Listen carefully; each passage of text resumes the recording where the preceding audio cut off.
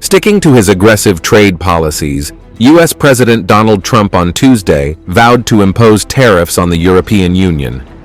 Reaffirming his earlier threats, Trump announced that the EU would continue to face tariffs, further intensifying trade tensions between the transatlantic partners.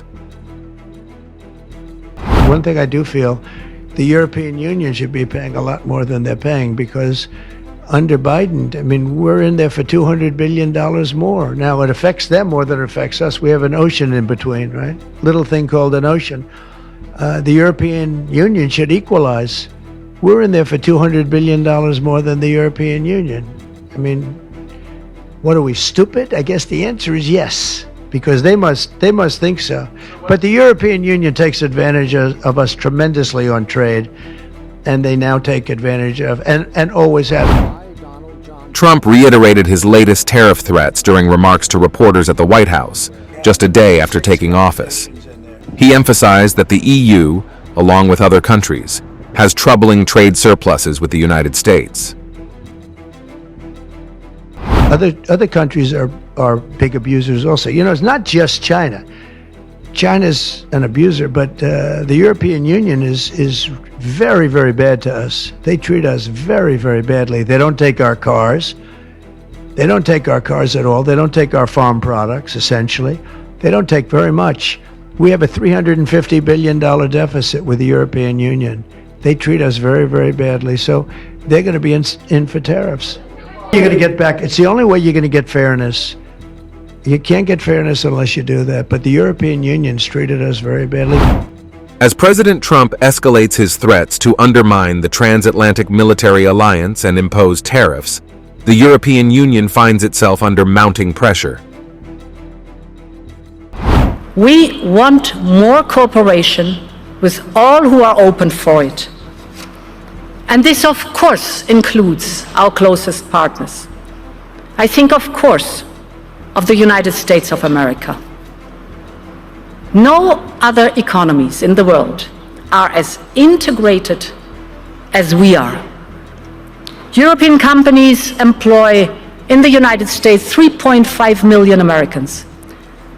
And another million American jobs depend directly on trade with Europe. Already grappling with Russian aggression and internal political and economic challenges, the EU faces growing anxiety over what Trump's return to the White House will mean for the continent. The trade volume between us is 1.5 trillion euros, representing 30% of global trade. A lot is at stake for both sides. So, our first priority will be to engage early, discuss common interests, and be ready to negotiate. We will be pragmatic, but we will always stand by our principles. We will protect our interests and uphold our values, because that is the European way. This uncertainty is particularly palpable in Germany, where Trump's presidency is a significant concern for many politicians. While some were hopeful for a Democratic president, Germany's far-right Alternative for Germany, AfD party, views Trump's return as a potential advantage. Despite this, German Chancellor Olaf Scholz congratulated Trump on his inauguration. President Trump and his government will keep the world on tenterhooks in the coming years. In energy and climate policy, in trade policy, in foreign and security policy, and in many other areas. President Trump has announced all of this once again yesterday. We can and will deal with all this without unnecessary agitation and outrage, but also without false ingratiation or telling people what they want to hear. Trump loyalist Elon Musk has amplified Germany's political divisions by openly endorsing the AfD on his social media platform. Musk wrote, "Only the AfD can save Germany," and criticized Chancellor Schultz as an incompetent fool.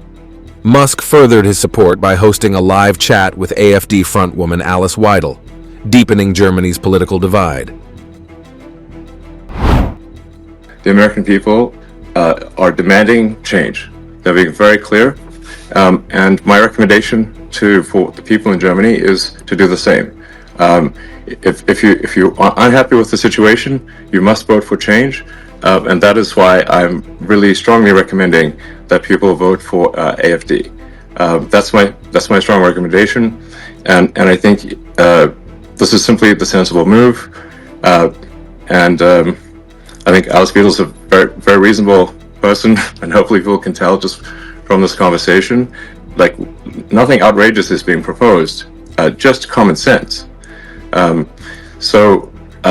fact, I, as I've said publicly, I think only AfD can save Germany. And I just want to be very clear about that. Only AfD can save Germany. In a dramatic development, a leaked document from Germany's ambassador to the United States, Andreas Michaelis, dated January 14th, warned that the Trump administration would erode democratic norms and centralize power in the presidency. This revelation has alarmed German-American relations, which risks spiraling into a significant diplomatic crisis with Trump's return to power. The leaked document also underscored internal divisions within German politics. Friedrich Merz, the center-right CDU's candidate for chancellor, described the document as a disaster for German-American relations. This is a huge blow to the German government's reputation in Washington. No one from this federal government will be able to find an interlocutor in Washington anytime soon. German political parties remain deeply divided over Trump's foreign policy, particularly his controversial claim to purchase Greenland.